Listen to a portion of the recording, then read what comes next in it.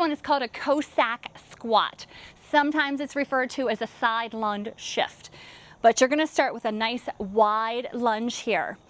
And you're going to one side, coming down, and as you come down, you're letting the other toe come up. Keep your chest lifted. Now, I can already feel a nice stretch here in my inner thigh. A lot of times you can hold this position as a stretch, but that's not what a Cossack squat is.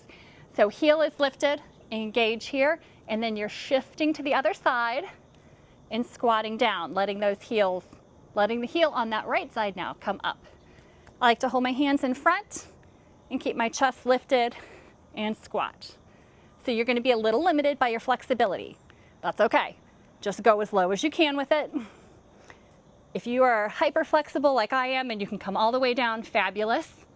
If not, this is a great motion too. You're going to feel it here. So body weight movements, nice and control. The real point of when you're engaging your glutes here is on that twist up where I can feel it on the leg that's straight. So as you come through and you're twisting there, you're going to feel the engagement of your glute. Okay? And that is a Cossack squat.